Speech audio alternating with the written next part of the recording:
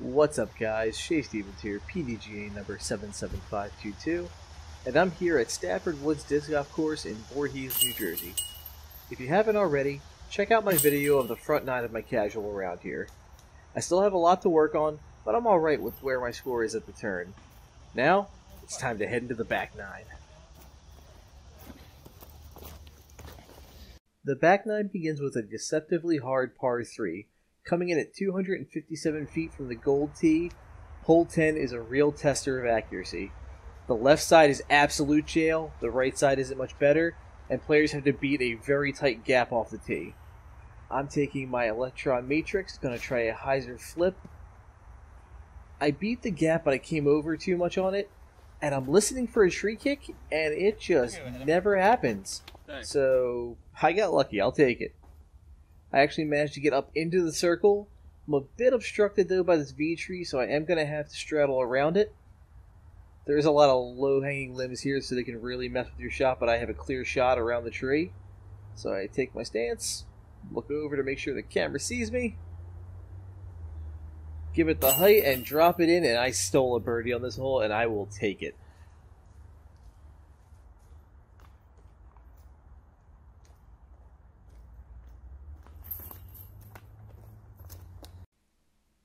Hole 11 is a par 5 from both tees. From the golds, it's 775 feet of winding fairway fun.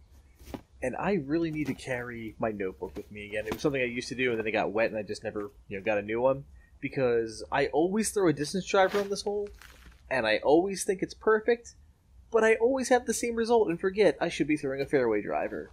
And the problem is I bend the corner, and I skip, and it doesn't bend as much as I think, and I end up pinched on the left-hand side here. So, rough footing, all I really have available to me is a flex forehand from a standstill, which is not my strong suit, but I'm going to try and make it work here.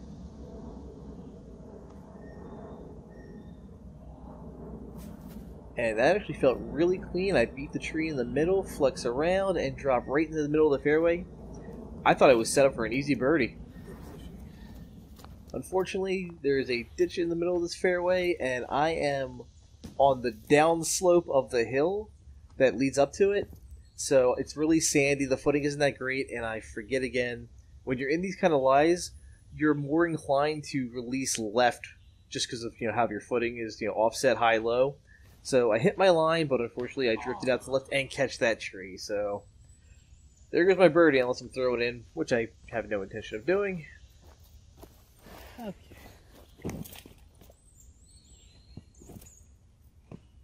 So I have just a routine upshot here.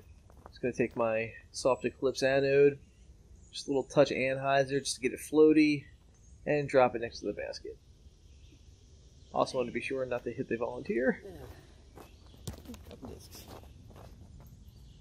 And I tap in for my par. So I have a nice little chat with Brian Cox here. He's putting out the circles and moving along.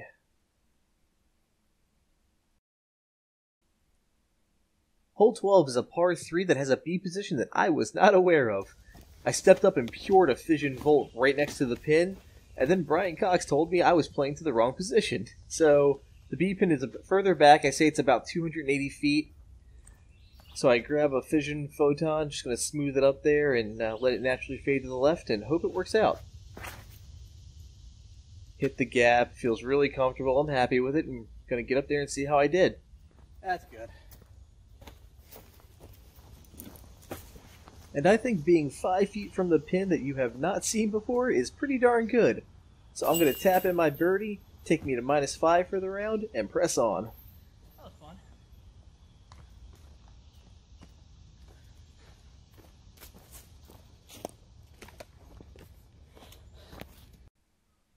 Hole 13 is in the A position, and from the golds is a 204-foot downhill par 3.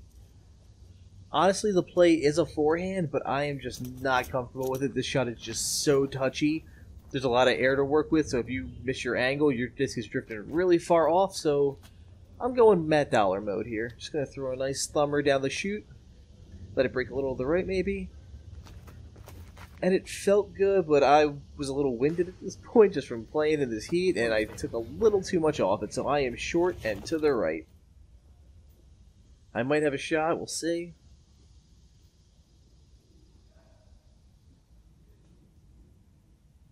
So I get to my lie and I can just tell there is nothing. I can try and beam one through, but it's probably not going to work, so there's a little gap, just pitching up through it, getting out, and giving myself a putt. Walk away with a 3. I have seen 4s and 5s on this hole. I do not want to join that club. So I come out of my little woods excursion. And this one's a pretty easy cleanup. I just grab my upshot putter and put it in the chains. I know it stings on such a short hole to just get a par, but again, I'll take it. Hole 14 is a 287-foot par 3 with a tricky angle off the tee. There is a straight hyzer gap, but it brings a lot of tree kick danger into play, so it is best to follow the fairway. I think the best shot to attack this hole is a flex forehand, just so you get that extra forward progression, especially to the long pin. So I'm taking a fission photon here, giving it a lot of angle, letting it work right to left. And I get a nice little slide up forward, and I should be just around circle's edge.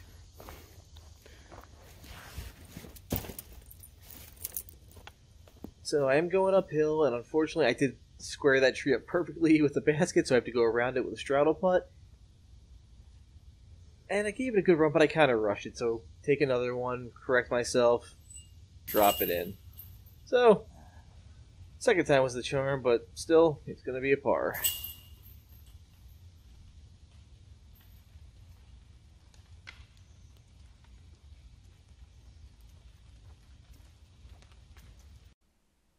Hole 15 plays as a par 4 and is 831 feet from the gold tee to the B pin. This is another iconic hole of this course, guys. From the tee, players have to navigate this tight tunnel to get out into the field, and then you play back into the woods to a sloped green with some beautiful stonework. So the trick is to play a shot to the left really decreases the amount of distance you need to cover on the second shot, but it cuts off your angle of attack.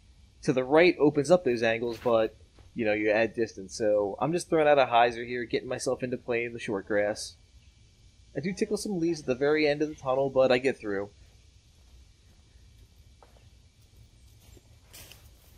And now you can see you have 3 options when going back into the woods. There is the left side gap, which you have to bend to the right to get to the pin. A straight gap that has a few little trees along the way that can deflect your disc. And even a far right hyzer gap that does play nicely to the slope of the hill. It slopes from right to left.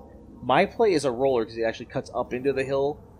And I think by narrowing the disc, you have a better chance of missing trees.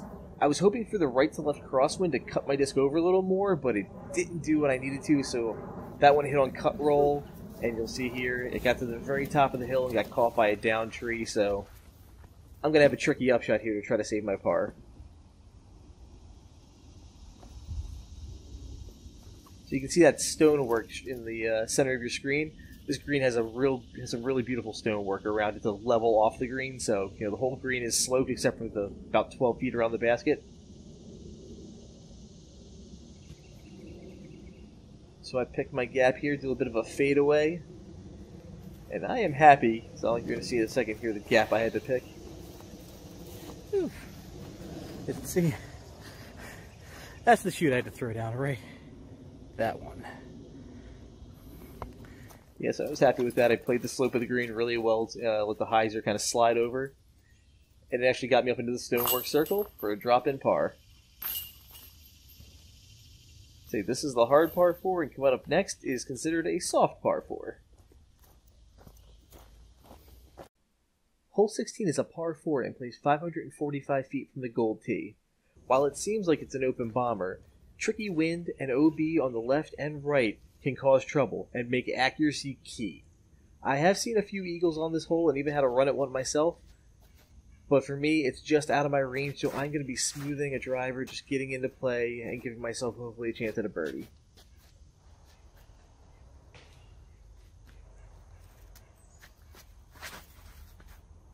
So there was a bit of a left to right crosswind that I used to ride. Didn't think it was too much of a risk, putting a little bit of flex on it, and it got me a little extra distance, but again, nothing too crazy. I'm looking at a pretty simple upshot here. I'm going to take a resistor, but as I'm walking up, that crosswind flares up, and I got scared. I should have stopped and reset. I threw this disc way inside, and the wind did check the disc down a bit, so I played smart, but I didn't give myself a putt, unfortunately. I'm just outside the circle. You see the little red cattail right in front of my disc. I'm outside the circle here. I've been working on step putts, but I haven't been working on step putts on elevated baskets. This one is hanging from the tree. Looks really cool. So I'm thinking just do my floaty putt and pretend there's a basket behind it. And I gave it a run, but something didn't feel right now. I know the angle, so reset, do it again, and knock it in. You know, practice makes perfect. But unfortunately, on this soft par 4, I am settling for par. While it stinks taking a par, I have seen plenty of people bogey this, so par doesn't hurt.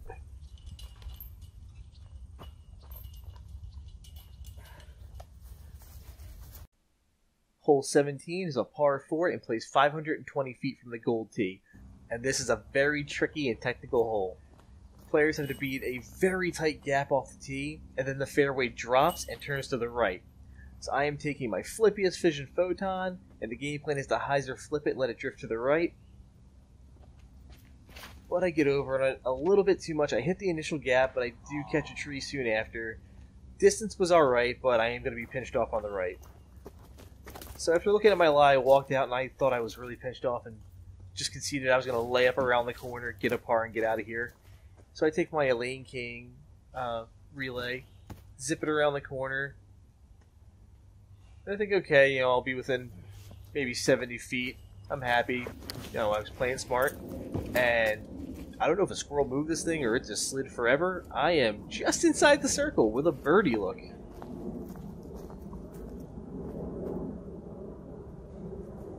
This is an opportunity I really don't want to waste.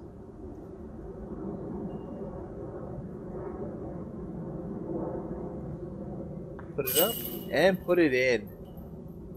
So I just stole a birdie on hole 17 to put me at -6. Hole 18 is a par 3 and plays about 350 feet to the new B pin.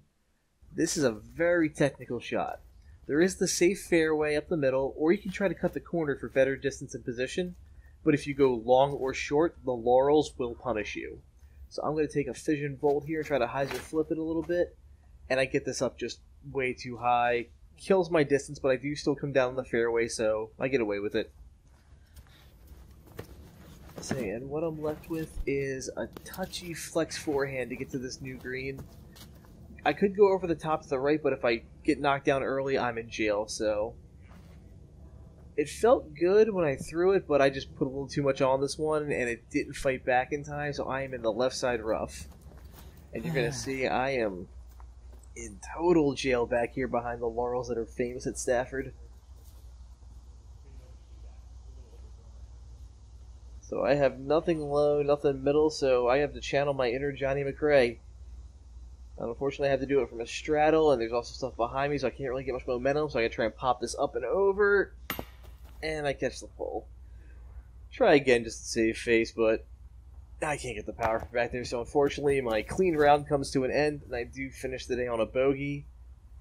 However, compared to what I played last time, I'm really happy with -5. Thank you everyone for watching my casual round at Stafford Woods Disc Golf Course. I plan to be doing this at some of the other courses in my area. If you like what you see, please like and subscribe. Also, thank you to my sponsor. For all your disc golf needs, please check out BRIA Disc Golf.